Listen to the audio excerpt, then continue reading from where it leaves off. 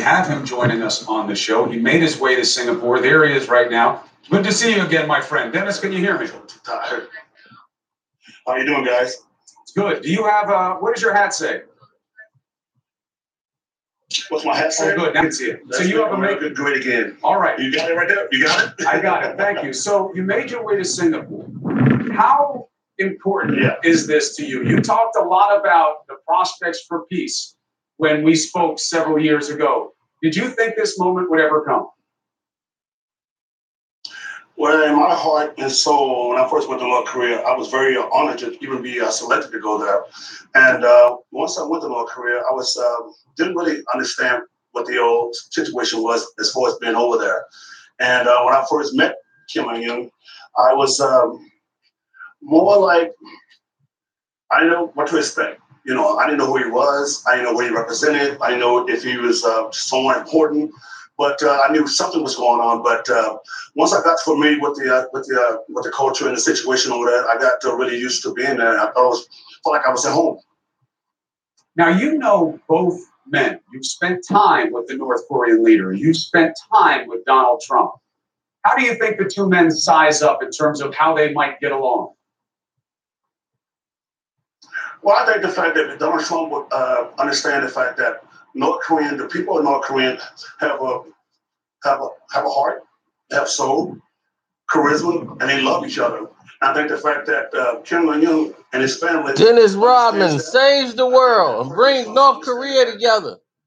The reason why the Marshal with the United States respects Dennis Rodman is the fact that he trusts me. And I gave him something for his birthday. And I thought I couldn't pull this off. And I said to him the day before his birthday, I said, I'm going to give you a present. And he said, what is that? I said, I'm going to bring a basketball team, professional basketball team to you. He said, can you do that? I said, yes, I can. Even though I knew I couldn't do it, I said, if I fail now, it's going to be a problem. So basically, I got a lot of people together. I got Popcorn here, help me out, my sponsor. Thanks to those guys. And it happened. And Kim Jong-un came to me and said, Dennis, you know what? This is the first time someone's ever kept their word to me and my country. And I looked at him, I almost got emotional. I said, wait a minute, hold on. He said, someone's never kept their word to you and your country? He said, yes, this is the first time someone's ever suggested that. And I came through, and I think that he really appreciated that, the fact that he's not normally hearing someone that's trustworthy. And I think that country is normally hearing people that's always lying, deceitful, and not trustworthy. And I think that if Trump goes in there with a great heart, with his heart on the table, and let Kim Jong-un see him, really emotional as far as like speaking to him, it ain't gotta be about war. It ain't gotta be about hatred or what happened in the future or in the past the past. We're moving on to the future. Now I've told people about Kim Jong-un. He's all about the 21st century. He's trying to progress his country. And Donald Trump is going to do a great job in trying to reach out and make sure that our hands are always open, because as Americans, we have let so many people around the world join us to be happy in one country, that's the United States. And now we have really put ourselves on a line to reach out to North Korea. And they've been so gracious to me, my family, and the United States. So let's make this happen. If Trump can pull this off, more power to him. Dennis, did Kim reach out to you, or any of his people reach out to you? President's people, anybody reach out to you for insight into the other side? Well, you know what? I've talked to those guys last 5 years.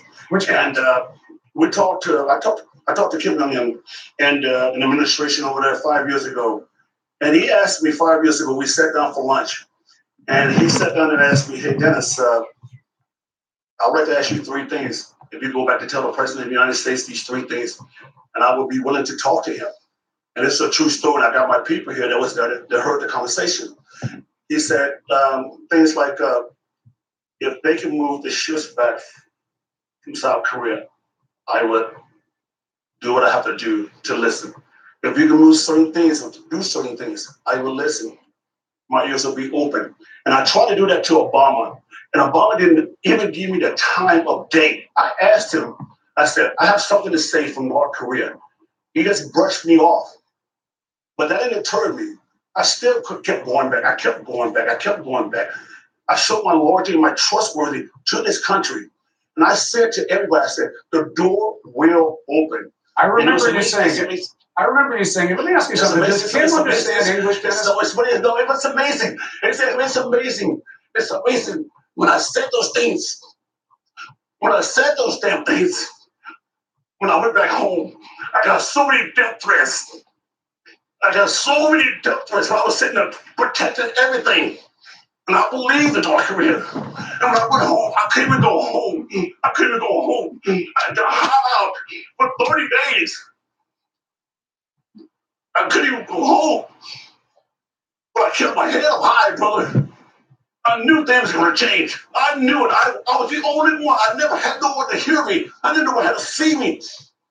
But I took those bullets. I took all that. I took everything. Everyone came at me, and I'm still standing. And today is a great day for everybody. Singapore, Tokyo, China, everything. It's a great day. It is a great day. This is a historic day. I'm so happy. You were saying to me years ago. That's right. Dennis, you did this. Dennis put this together, not Trump. This Dennis Rodman project. This is what I want to know. I want to know. Well, you're an emotional guy. You feel very deeply. That's right. People around you understand that. Why did you feel so strongly that you needed to make something happen for North Korea? There's so many places you could have gone in the world that have, a much easier path to peace than North Korea, given the record of human rights abuses and other practices of this despotic regime. But you chose North Korea. Why?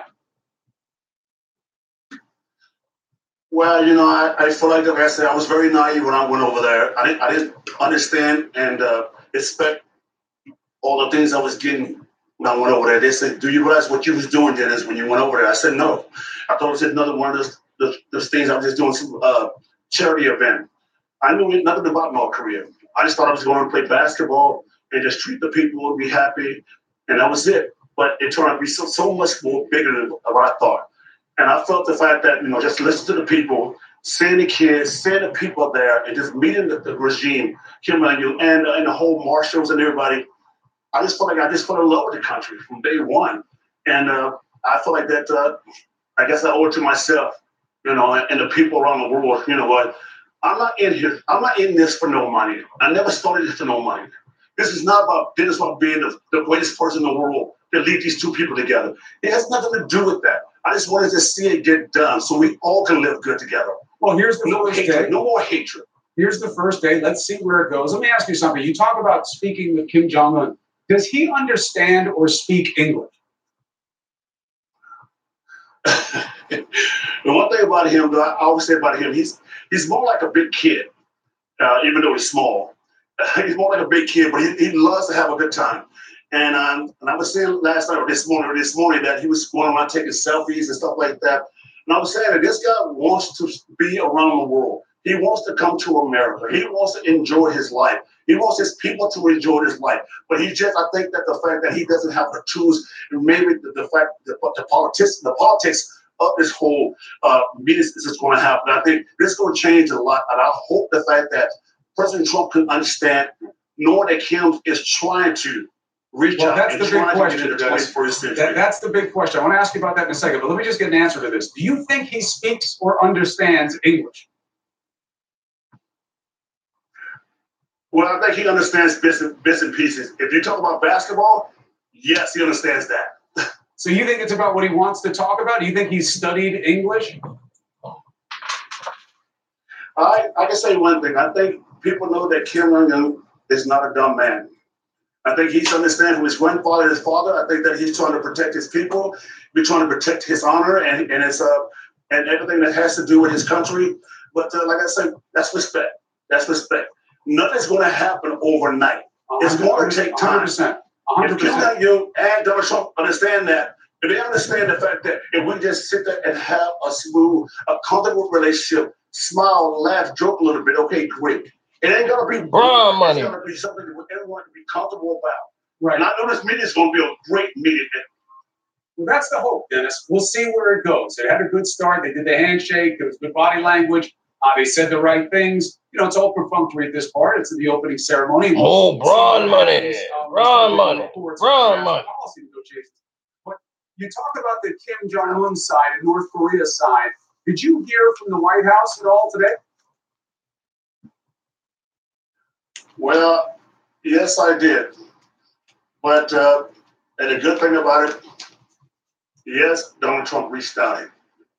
He called his secretary, and she called me and said, Dennis, Donald Trump is so proud of you. He thanks you a lot. And that means a lot, you know, because after all these years, the fact that I somewhat had something to do with this North Korea situation, but I don't want to take any credit where credit is due. I think we all need to take credit. Now, I'm just here. I'm just so thankful to be here. I'm glad the fact that this is happening. The world saw it. I saw it. My kids saw it. So you know what? It's just hope for the best. No, we don't need a miracle. We don't need a miracle. We just need the doors to be open so we can start fresh and make this a better place in the world, baby. That's it. Well, look, sometimes it does take a miracle. I mean, you know, you're dealing with some really tough things on the table here. You know, I know that you've had good experiences with the leader of North Korea, and this is a nice moment. I'm not looking to get into it with you again, but you know now things you didn't know then. There's a lot of violence. Right. There's a lot of negativity, and it all stems from your friend, the ruler of North Korea. You know, this man isn't all selfies and smiles. He's responsible for the deaths and hardship of a lot of people. How can you be sure he wants something better than what he is right now? Well, as we know, Chris, the fact that, you know, I'm not a politician. Right. You know, I'm not sitting there trying to fight the fact that, you know, I'm on his side 24/7. I'm not doing everything right to say the right things to make him look like a better man, a better person. I've never been like that. I've always been like down the middle. Here it is, you know. He's a good friend to me. That's what I look at. I don't see the politics of this whole situation. I don't want to see that. I want to see that to go away. I want to see us. There you go. To have a handshake, have a smile, have a class. See that? Look what the bad boys do. That's what bad boy Pistons do. We bring countries together. You don't see Michael Jordan and none of them 96 Bulls. They don't got LeBron James. Dennis Rodman bringing countries together. That's been apart for hundreds of years. Rodman, that's a Piston. Now you need to take that stupid hat off. But he a Detroit Piston. And make this happen. So anyway, so I want to say one more thing before I leave. Can I say one more thing? Say whatever you want. Go ahead. Okay, so can I thank some people though while I'm here? Can I thank some people? Yeah, go ahead. But let me ask you something. Don't go on a whole tour about it, but I want to ask you something else. But thank somebody if you want to thank them. Go ahead, Dennis. All right, so, you know, I just said, you know, all the good people that's really stood by me, Darren Prince, you know, Bo, all the guys that went with me, North Korea. You know, I'm thinking Chuck Daly, I'm thinking Phil Jackson, I'm thinking Jeannie Buss, I'm thinking, you know, Pete Giannopoulos, I'm thinking Eddie Vedder, the Program, everybody that supported me with through all these things. So, you know, I think my kids, they're still with me after all these years, all the things I've done up and down, they're still with me. You know, I just want to thank everybody, man. And plus, you know what, I'm thinking these guys at Popcorn that supported me through this whole thing. I got you. We see the shirt there. It goes. You got a good outfit. You got Trump on the top. You got Popcorn on the bottom. Let me ask you one more thing. You think there's any chance that you might have a role in this process? Has anybody reached out to you or given you reason to believe that whether it's the North Koreans or it's the Americans, that they may reach out to you as some type of resource here, something that is part of this mix going forward? Well, you know what? Like I said, that's not my job. I wish that the fact that people would quit putting me in that title role. All right, what you want Dennis Rodman in there to do? What Rodman gonna do?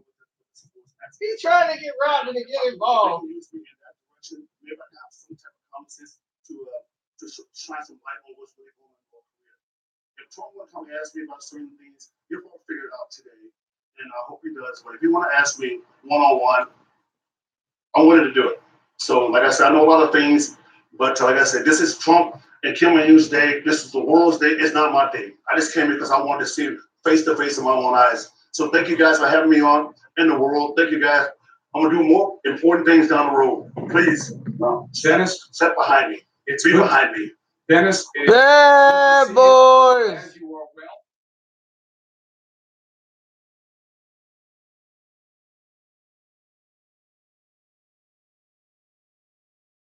Singapore. Thank you. All right, thank you, brother. All right, brother. Jim Clapper.